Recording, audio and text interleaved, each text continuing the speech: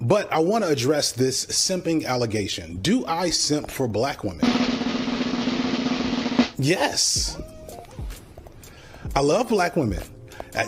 I don't like y'all niggas. This is an easy decision to make. Sorry.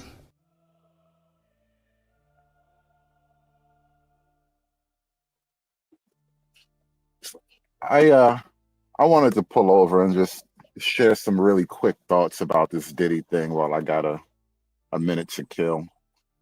And let me start this out by saying, like I said initially when the whole Diddy thing blew up the first time a couple of months ago, where he got arrested or he got his houses raided and all that. I'm totally willing to believe Diddy is something like a music industry devil incarnate. You know, I'm willing to believe a lot of horrible allegations about Diddy. I'm even willing to believe that from time to time Diddy did horrible things to Cassie, right? I'm willing to believe he is not innocent in his treatment of Cassie. But that's not really what's in question here. And one thing about this trial so far that's been hard to ignore. You know, actually, I think I triggered Angry Man a little bit. I was on Izzy's the other day, and I made Angry Man say, you know what? I'm just going to simp, right? Because I was raising uncomfortable truths. Because I'm uncomfortable with certain aspects of this situation, right? Like, yeah, listen, Cassie, I don't believe all women. If it were that simple, I wouldn't even bother talking about this at all, right? But it's bigger than Cassie. Diddy has been kind of, alleged. She's been rumored to be an awful person for a long, long time. And it had nothing to do with sexual things, right? This was just different. Him being a sexual villain doesn't really like make it any worse, right? He was already, a liar, a killer, all the things like that. The idea that he would be completely romantic with a woman is stupid. Yeah, of course he's bad with a woman too, right? Of course he did mean things to a girl if he did all that other stuff, right? But what's uncomfortable for a lot of this conversation is, what does it say about female nature? What does it say about women? All right, let's start somewhere at the beginning here.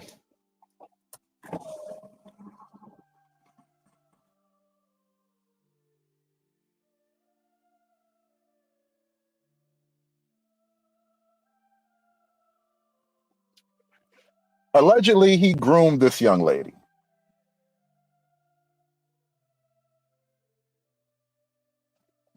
Now, typically, the word grooming, the concept of grooming, is typically applied in a predatory sense from an adult to a child. That's why on the internet a couple of months back, everybody on the right was calling everybody on the left groomers, because you seem to allow or encourage a weird fixation on children. And so most people understand the concept of being groomed as something that you do to a child, right? Something that a wiser adult would lead an innocent child down a path that they have no understanding of, right? Are we now saying that an adult woman who's been freely operating in the adult world for years up until that point can be groomed like a 8-year-old child, like an 8-year-old girl? Are we saying that is what happens with adult women, that adult women from time to time, well, they just get hit with that Svengali, you know what I mean? Like they just get hit, they get hit with the Rasputin. And it's just a thing. Like, are we just saying that casually without any thought of the implication?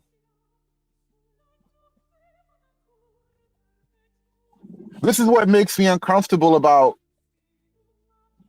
what people are doing with this conversation. It's like even guys that are red pill and all, there seems to be a desire to throw caution to the wind. And I don't know if it's because it's Cassie and we have this weirdness about, a pretty girl. Like, oh my God, she's so innocent. She's like a little light-skinned girl next door. Like, I don't know if it's that or if there's an internal latent, I can't believe women could do this kind of thing. But it, the fact that Cassie can say that Diddy sexually assaulted her, right? And then after she escapes from this alleged monster and all the horrible things he did to her, she cheats on her boyfriend, who's now her husband. She cheats on her husband to get back with Diddy, the guy who did the thing to her. He did the lambada to her. And what are we supposed to think about that? If you would go back to Diddy after you already escaped, you got this great, loving white man who cares nothing about your past, right? He looks at your past as wounds to heal. You cheat on him to go back with Diddy. This has all been revealed in the testimony. What are we doing? What are we thinking about here? Well, again, I am willing to believe awful things about Diddy, but I don't know what to think in terms of the testimony so far. What does it say about women then? I'm just really having a hard time with this whole thing.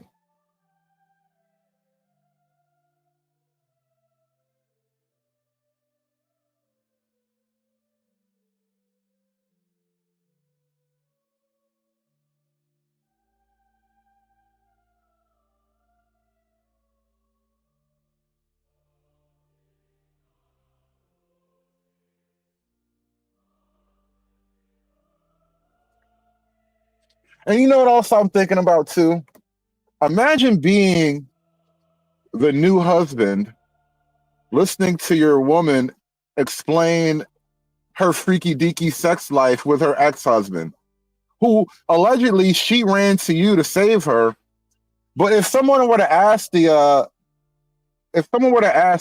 about, the past and her ex who was, all these mean, nasty things, he says, I look at the past with fondness, Imagine looking back, because look, these freak-offs were either forced freak-offs or you are a freak-off type of girl, right? So now your wife, who you rescue her from her horrible past or whatever, she looks back at the thing you rescued her from with fondness. She has love for her freak-off memories. What are we supposed to do with that? Again, if you want to throw Diddy under the lagoon, whatever. Diddy is not the men's advocacy candidate that I'm going to ride out for, right? I'm willing to sacrifice Diddy, but I'm not willing to sacrifice principles here. And I don't understand what principles we're operating with if two things can be true simultaneously. She can be an adult given full free reign and adult rights and privileges, and she can also be a victim of a child grooming situation. I struggle. I do. I don't claim to be, this big thinker. I'm not a deep progressive. I struggle with these kinds of things. I do not know what to do with these competing realities. Big time. Thank you so much with the 5-ball. He says, women are allowed to sell and unalive their children. They have zero accountability to anyone or anything, least of all themselves. That is an absolute truism. Truth. There's a lot of truthiness in that statement there. It's real though.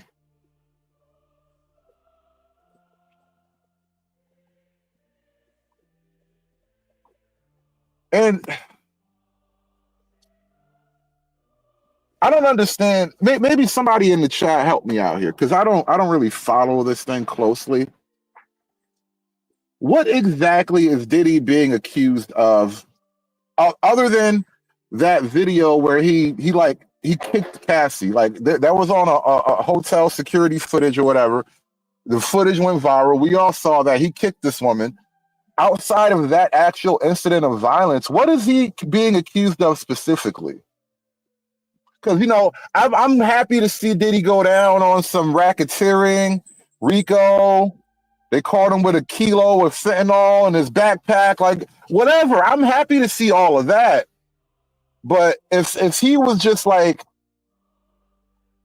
the guy you used to freak off with, I mean, help me out here, man. Help me out here. I'm feeling a little bit deflated at the moment here. I'm clueless. I don't know what's going on here. Nothing makes sense anymore.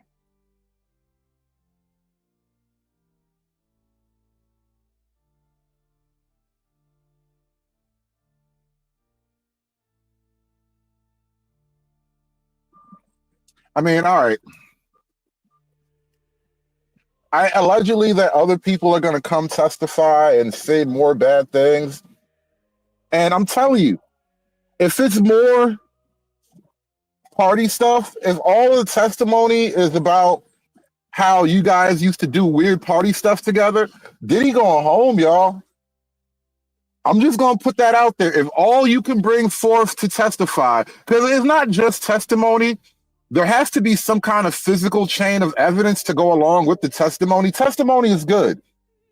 But even I don't want to hang Diddy just on Cassie's word. And I have no love for take that, Mr. Diddy, man. Listen, this is not me defending Diddy. I don't care at all if he burns in hell. I don't care. I'm willing to sacrifice him to the game. But I'm telling you, just from an objective look, if all you got is they did weird stuff at a party together, Diddy going home, y'all.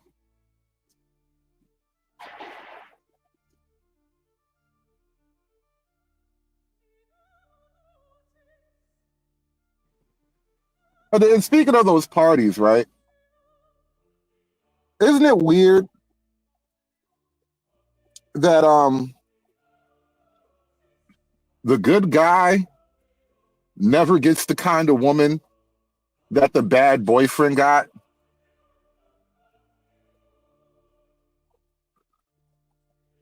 What do I mean by that? When I was on Iz yesterday, just before I triggered the angry man, that's so funny. I kind of triggered the angry man with this take, but when I was on Iz the other day, I pointed out how the husband, Alex, he wants the girlfriend that Diddy got, but he got the wife. He didn't get the girlfriend Diddy got. And put a one in the chat if you would rather have Diddy's Cassie or Alex's Cassie. I'm put a one for Diddy's Cassie. I'm just saying, if you would rather have Diddy's Cassie, put a one in the chat. Because no matter how you slice it, Diddy's Cassie was a ride or die. She was like the girlfriend from Better Call Saul. Like, what are we doing today, Diddy? Like, she was with it, bro. I'm like, come on, man. I hate to point that out. And this is the thing about like the reformed good girl. You know how you get that girl who's like, oh my goodness, all of my boyfriends, they were so terrible to me. They were so abusive to me. And then you kind of realize, oh yeah, that's what it took to get the best out of you, huh? Like, I mean, I'm not saying that that's what you should do. I'm just saying, would you rather have the Cassie that Diddy had or the Cassie that Alex had? Because look, the Cassie that Diddy got, you should see the text messages he was sending you. Oh, I love you. I can't wait to freak off with you. I be thinking of new ways to freak you off. Like, she was totally trying to like compete. She was competitive with the freaking off. And then when she gets this relationship with her new guy, you realize a great majority of her relationship with her husband is fixing her after Diddy. Whatever that means, however that looks in practicality in real time, her relationship with Diddy lives in the heart of her marriage with her husband right now.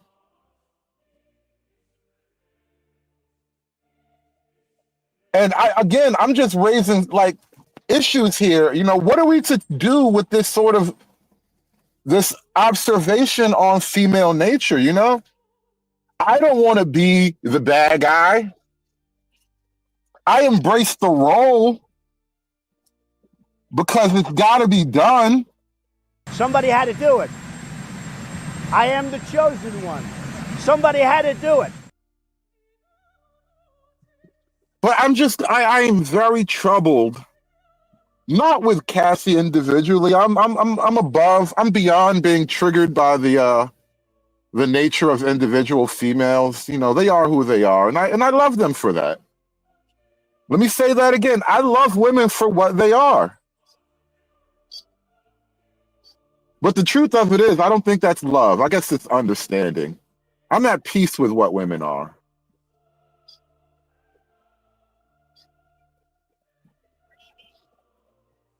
But that means you have to be at peace with the fact that there is an inherent duality to woman, that if you empower such a creature, it can only weaken you in the long run.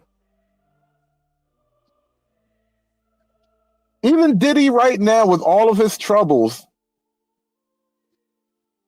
looking like the bad boy, looking like he's about to go to jail, looking like he just aged 40 years and 30 days,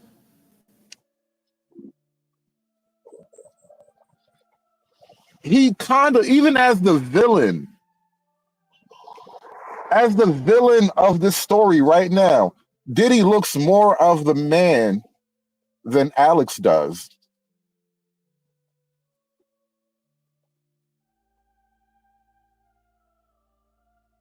And this is a problem that modern women seem to be presenting on the modern dating world.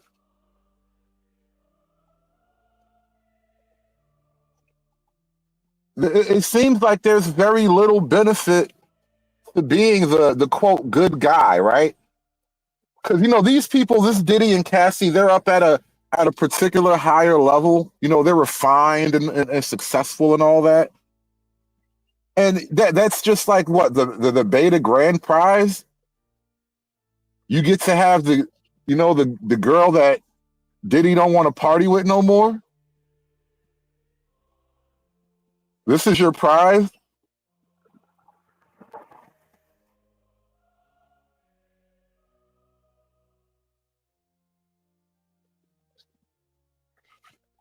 If Diddy beat this case, first thing he gonna do is drop a gangster rap album. I'm telling you. First thing Diddy gonna do, can't trust these floors. I'm telling you, first thing Diddy gonna do if he beat the case, because this is not looking like enough to crucify the man. It's just not. The first couple of days of testimony have only raised questions about Cassie, bro.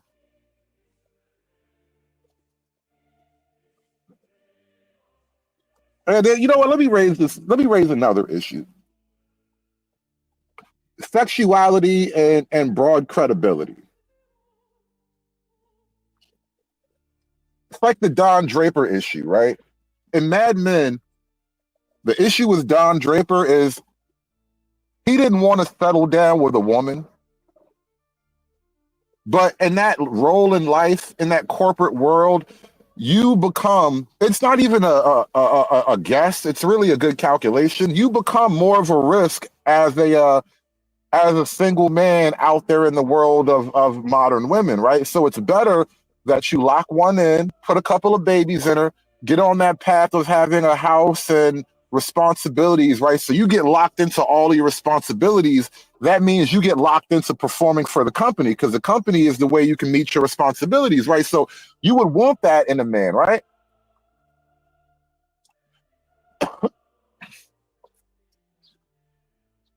So as men, when you learn that your fellow man is engaging in sexually risky behavior, it kind of weakens his credibility in some way. It raises moral issues for him in some ways.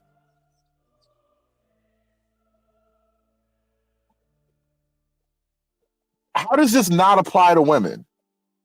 This is the exact problem that sex workers have, right? And the argument is that you can't assault a sex worker, right? Which obviously anybody can do something stupid like that, right? But here's the problem that you have as the individual woman. So 50 guys today you said yes to, but you said no to that one guy. Now people are going to be looking at it like, well, how? Why? Like it starts to attack your credibility as a woman because you engage in sexually questionable behavior. So it's like, all right, so Diddy, he aggressed himself upon you that time, right? And then you made sweet, passionate love to him later on after that fact. I don't know what to do with you with these two facts in my mind.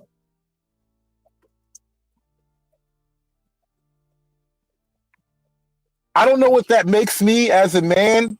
At best, I'll cop to being confused, all right? When it comes to how to understand, how to parse out the Diddy's Cassie situation, at best, I am simply confused. I don't know what to make of any of this. Because look, again, for the million and first time, we can sacrifice Diddy to the game. We can throw him off the back of Tony Soprano's boat. Don't care. But there are questions that linger here. It's like the joke I made when I was talking to Angry Man, right? Like, yo, you know what's so weird about the sexuality issue between men and women? If a woman says, "Choke me, daddy," it's totally fine, totally acceptable, right? It might raise an eyebrow. People might look at her like, "Oh, she's a bit frisky," right? But if a man says, "I will choke this woman," there is no context in which a person will give me the credibility or the benefit of the doubt, right? So only she is allowed to push the limit in such a way. As a man, it just makes me look like, rightfully so maybe, but it makes me look questionable. And so now that we've said that, we get to the whole thing, right?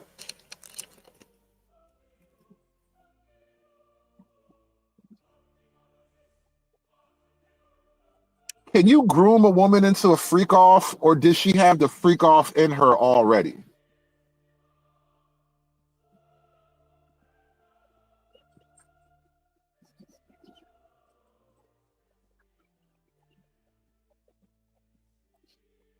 I mean, I've talked girls into, fun things,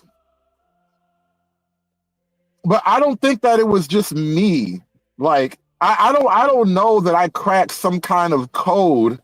Like, I don't think I mentally locked in on her vaginal Rubik's Cube. You know what I mean? Like, I kind of got the feeling that, hey, yeah, whatever. You know what I mean? Like, I just thought I don't think it was me, bro. All the things that girls have done, I think girls just be doing stuff, bro.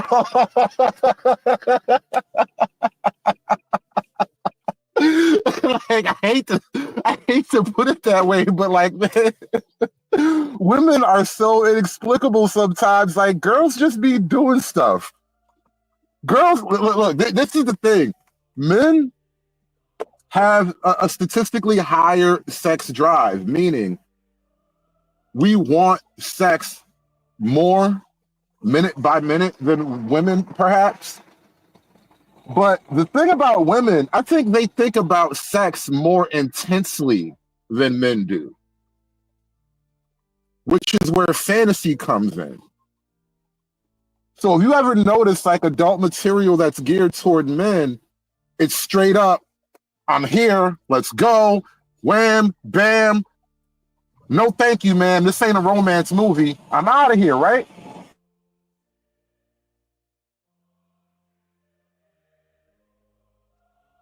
But if you ever notice the stuff that's made toward women, like there's entire genres of they call it romance novels, right? We're not even into adult material at that point, just romance novels, right? If you think about the world of romance novels, women goon harder than men.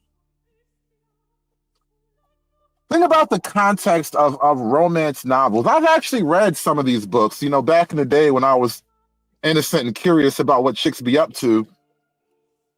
Women are, oh my God, I couldn't even, this is what I said.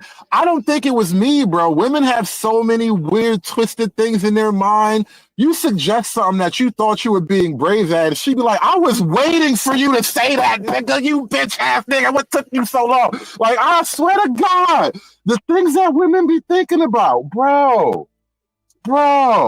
And then they want to put the freaky deaky on us like it's me, bro. It wasn't me. It wasn't me. I merely gave you excuse to be what you always wanted to be. I was the canvas, all right? I was your muse. That's all I'm trying to tell you, bro. I was your muse. I was the victim. She took advantage of my innocent nature, bro. Big time with the $5 super chat. He says, it's impossible to defend women of my ethnic persuasion when they leave their children's father to be with the G-rapist. Yeah, the G-rapist. That's crazy. That's crazy. You know, I saw a story, white woman, obviously. Black guy, like, he cold blacks the mom, goes to jail, does the apologetic black guy thing in jail. The daughter forgives him. It's like, oh, you know, I'm a Christian, forgiveness, yada, yada, white girl stupidity. When the guy comes home, she like invites him to her home, gives him a job, and then he gives her the cold black too. Cold black mom and daughter, bro. Chicks, bro, they just be doing stuff. Girls just be doing stuff, bro. Like, I don't know what to think about this whole deal with Cassie and Diddy. Yeah, listen.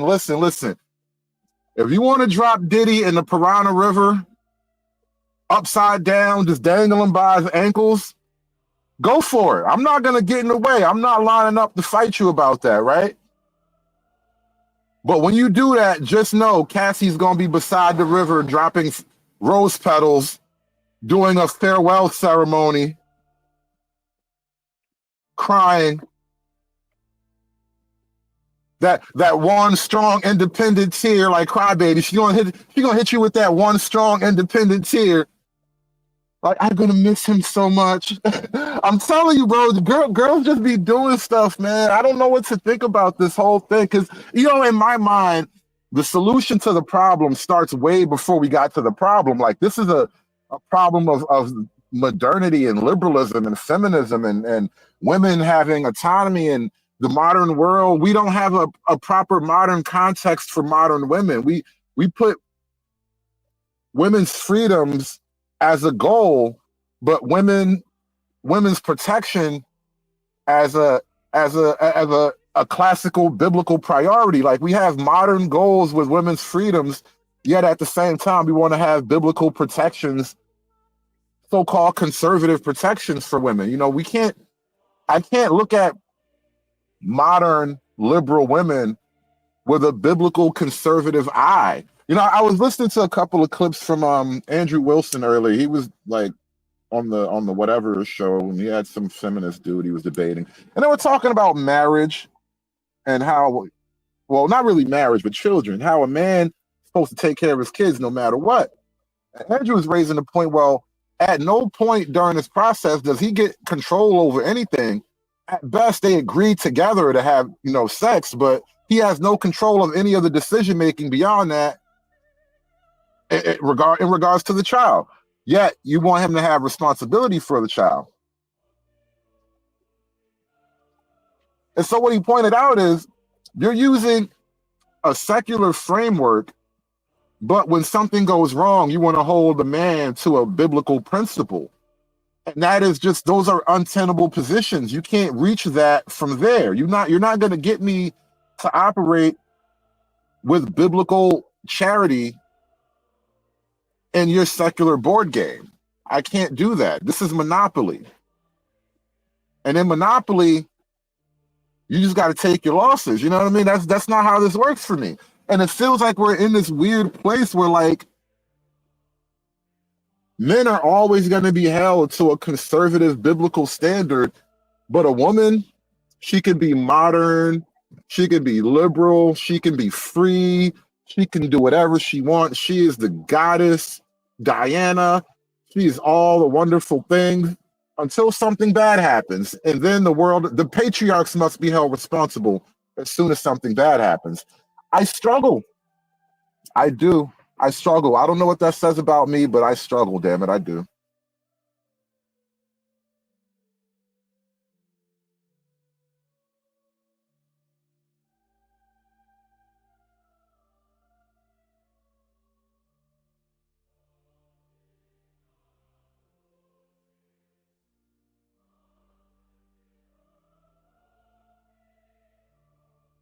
I'm done. I'm done with life, and it's all Jermaine's fault. It's always Jermaine's fault. Yeah, shout out to David in the chat. It's always Jermaine's fault. Anyway, we're going to pack this one in. I'm actually just sitting after a drop, killing time. Then I'm going to go home, and we're going to do a real show about a real idea I've been thinking about lately. All right, I'm going to give you guys a preview. I'm going to give you guys a little bit of a preview of what I've been thinking about, what we're going to talk about on tonight's show. Since I did take the weekend off, I'm going to try to get back to this Monday through Friday show schedule. I like what we did last week. Last week, I feel like we did a lot together. But I'm thinking about race and liberalism.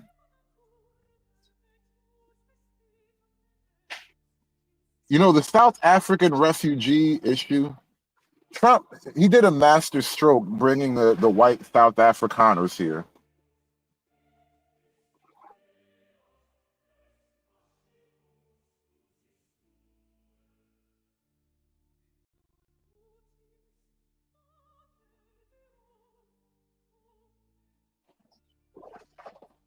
The issue that the white South Afrikaners are bringing to the forefront right now in the American media, it really does put liberalism and racial issues on a collision track. These two freight trains are headed towards one another right now, and I'm kind of watching in slow motion, in real time anyway, the trains gather speed. They're still a distance from each other, but they're only far enough apart to build up fatal speed, you know? And liberalism and race, well, let's put it this way. Race seems to be stabbing right at the heart of the liberal world order. It seems like because white people are the only real liberal racial ethnicity, they are the racial ethnicity. Like, if you think about Europe or colonization even before, but if you think about Europe right now, especially, they want to spread their liberal goals to the world, right? So they're the minority, spreading a concept that most of the world cares nothing for. And the problem is, by all of the white Europeans, or Westerners rather, inviting the brown or black or whatever, inviting the non-white world into the white Western borders, it is ripping the mask off and making a particular question unavoidable, inescapable even. And this question will tear down all of the modern liberal edifice that we've been operating under like a fantasy delusion since the end of World War II. And this question is profound. This question is, it really is at the heart of a lot of Western culture right now. It is the question that shall not be asked. It is literally the Voldemort of modern intellectual pursuit. And to answer, to even grapple, to raise this question, it weakens liberalism on its face, simply to raise the question. And that's why the question has been beaten back for so long in so many ways, with so much propaganda and so much HR department coercion. But the question is now asserting itself in a way that is one, organic, and two, unassailable. It's becoming more and more unassailable. The people who raise this question are having a point unlike any other white people who've been in existence before now, the Enoch Powells, the Pat Buchanans. We are at the point where we can see their prediction, and the question doesn't go away. The question is loud now, and it's a question that's beginning to present itself in the back of all of our minds. And I'm going to leave you guys on a cliffhanger, and we're going to get to that question later on. Tune in today at about 4:30, maybe 5 o'clock Eastern, and we're going to have a live stream about race and liberalism. Thank you guys so much for watching. I appreciate you guys coming through. Hit that like button on your way out. And shout out to Cassie and her new husband. I hope her new husband gets some of the old Cassie. For his sake, you know, because I want guys to win. I want the guys to win. I hope every now and then Alex get a little bit of old Cassie. I'm going to catch y'all later, man. It's done. It's done. It's done. It's done. It's done. It's done.